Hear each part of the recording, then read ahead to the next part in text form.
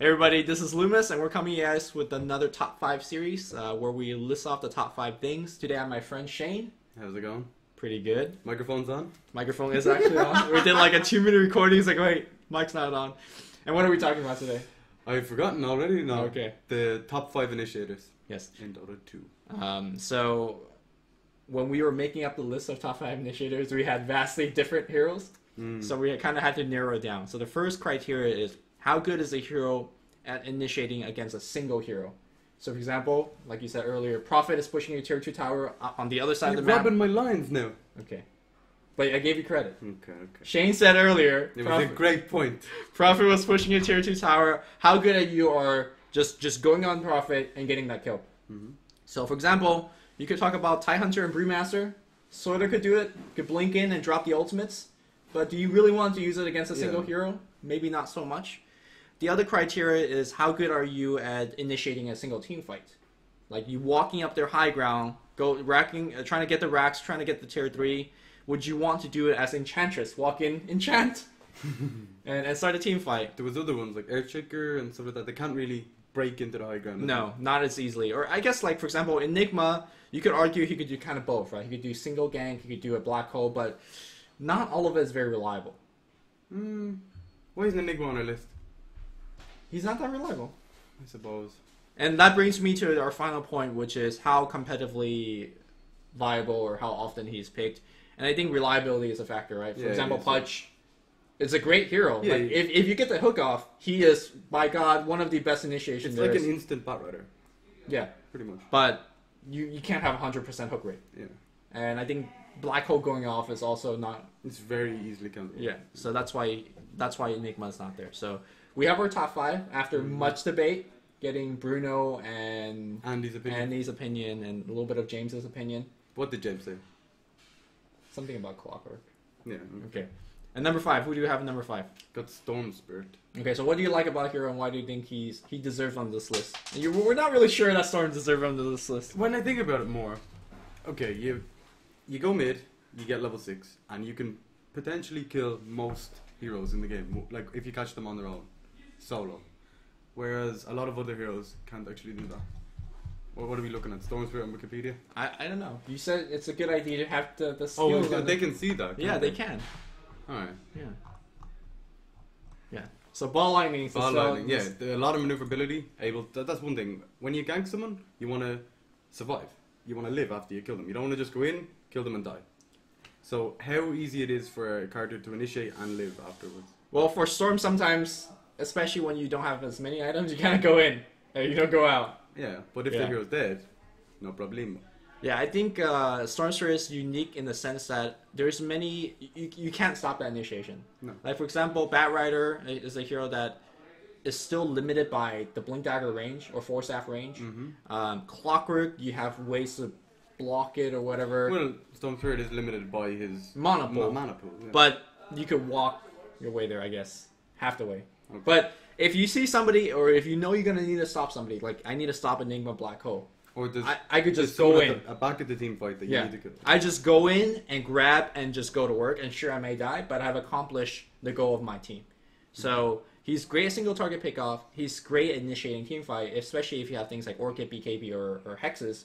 So he also gets vision of high ground, which a lot of heroes don't get with the Remnant. Yeah, if you're outside the base, it's okay. It's 800 range. We're adding to the pros. Like it's helpful. Fair enough.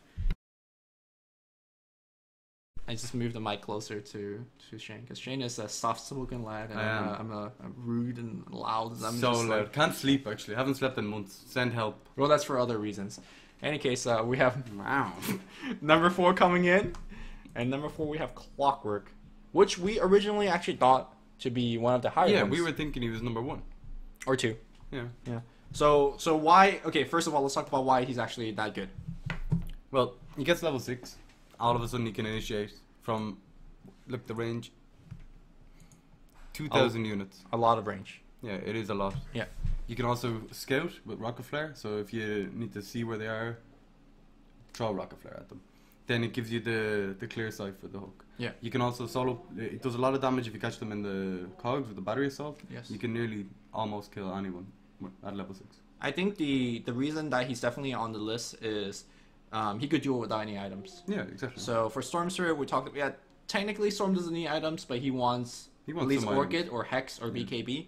And some of the later heroes that we mentioned definitely need things like Blink Dagger. But for Clockwork, level 6, he's good to go. I think the problem that Andy was telling you about Clockwork earlier is that he goes in and his team is kind of like way behind. Yeah, and he's also like he can't move the hero or he can't reposition himself afterwards. He needs like a Force Staff or something like that on top of it. Yes. So he initiates on someone and then all of a sudden this gets focused on. That's why we see Mech and Blade Mail a lot on the hero. Yes. Because you need to survive. Yes.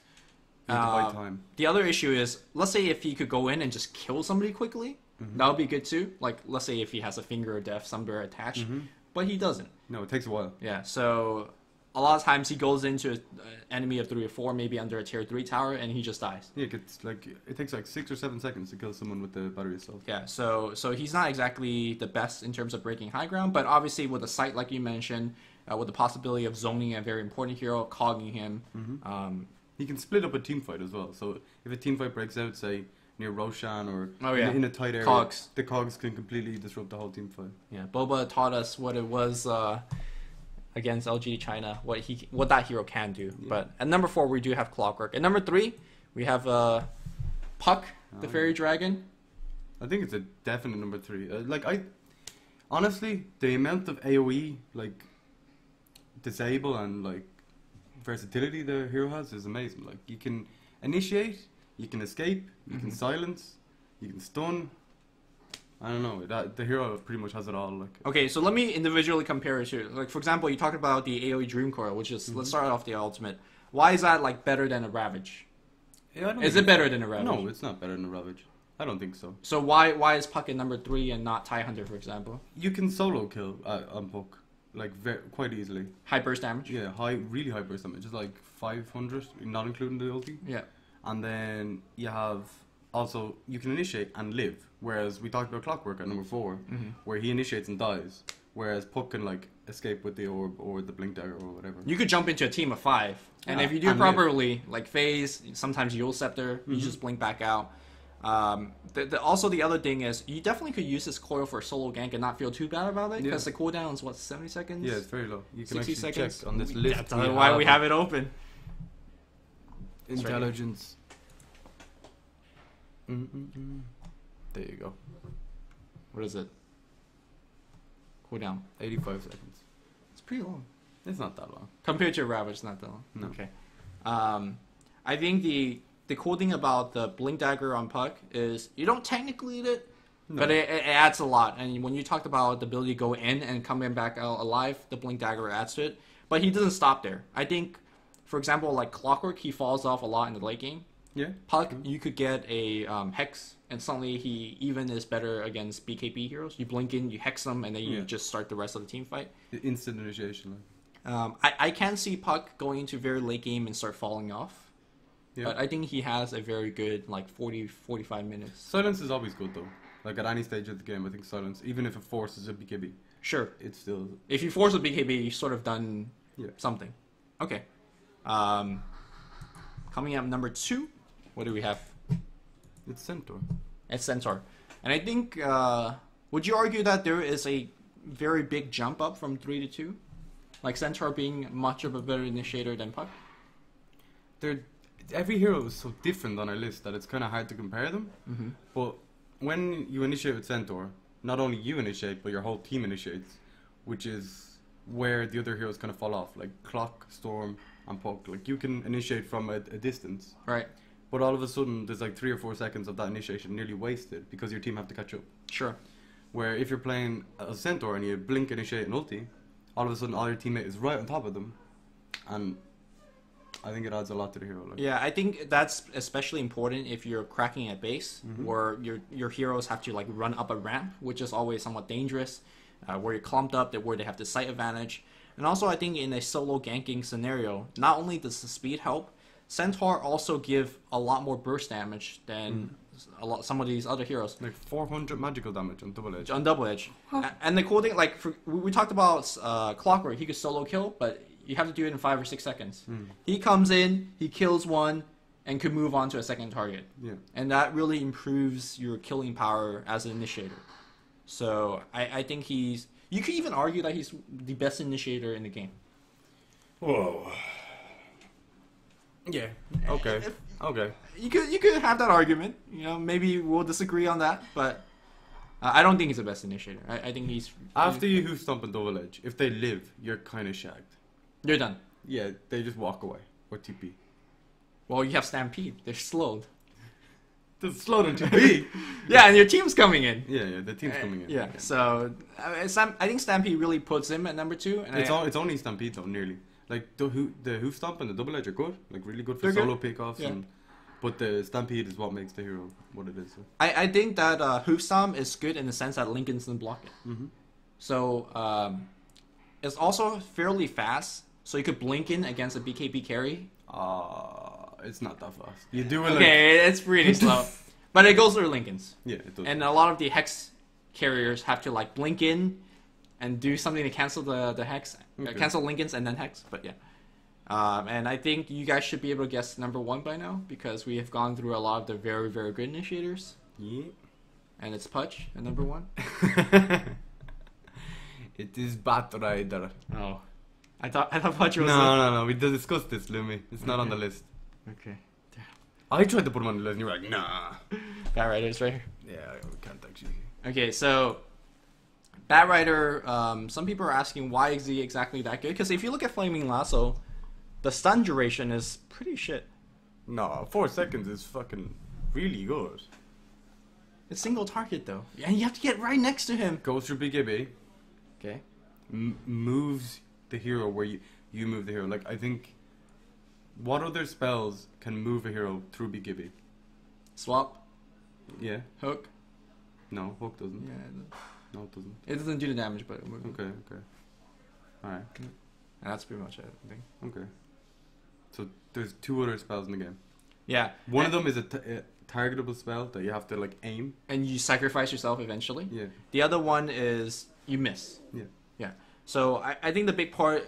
I think Flaming Lasso looks very weak on paper because how close you have to get it to be and like the 100 range. Like that's where it really falls off for me. And they nerfed the range quite well. Yeah, they've been nerfing every time, really. Yeah. But the true power comes to is how good it gets when you have items. Mm-hmm. When you have a Blink Dagger, a Force Staff, and possibility of BLT as well as Mask of Madness, you could go deep between the tier 4 towers and just drag them all the way out. Also, it's the Firefly. Yes, it's Firefly. In the combination with the Flame Lasso. Because you have the vision of everywhere. Like, nothing stops your sight. You see everything. It's actually even better at fights like near the Roshan pit where they see nothing and you see everything. Even if you're breaking high ground, you can actually Firefly up the side. From the angles, yeah. Yeah. And they don't expect you coming from that direction. And you can also move people over terrain, which doesn't make any sense to me. Like, if you're trying to break the high ground and there's a CM trying to ward, you blink the lasso and just drag them over the wall. Yeah. The final thing I do want to mention is that this hero is actually very good at getting farm. So you're saying, oh, Blink Dagger, Force Staff, Mask of Madness, BLT, this is a very expensive core, but for Bat Rider, it's not really. When you could have the ability to flash farm the jungle, when your supports are stacking for you, you could farm the lane even against like pushing lineups because you could blink forward, Firefly, and walk back. Yeah. Just napalm, you can also go in most lanes as well. Like, yeah. You can send him off lane, jungle, mid. Yep. Doesn't really matter. So he is really by far, I think technically the best initiator in the game because how deep he can go. And I just want to kind of throw some replays for you guys to refer to. Some of the replays that Bat Rider does very well is when S4 plays it for Alliance, when Bone 7 plays it for Cloud9. When Bone 7 actually did play the hero, he doesn't play it anymore. No, he doesn't. Yeah. And I think S4 doesn't play it anymore for his team either. But in any case, those are the moments where you could see a Bat Rider single-handedly take over the game. You never talked about Sticky Napalm or Flame Break. Let's talk about that. Okay. Like, if you add one charge of Sticky Napalm in a team fight, all of a sudden the supports that want to turn around to stun or something, it takes so much time. It doesn't really do about the initiation though, right? It is. You initiate in a team fight? Like, you get napalm. No, honestly. Yeah, you have ulti, napalm, and fly away. Okay. Fair enough. And then you get him a flame break at the end. It's like, fuck you. Maybe. Okay. Yeah, so Bat Rider is the de facto best initiator in the game. He's been around. He's permaban now. He's been permaban for the longest time. And they've been nerfing him for like 10 years. Literally 10 years. Every day it's like another nerf. So before we end the video, Shane, I know we had a lot of heroes that you really want to bring into the top 5. Mm-hmm. What's your honorable mention?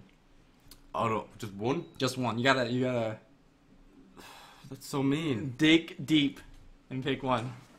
Sand King. I think Sand King could have definitely been there. Yeah, I think Sand King's pretty good.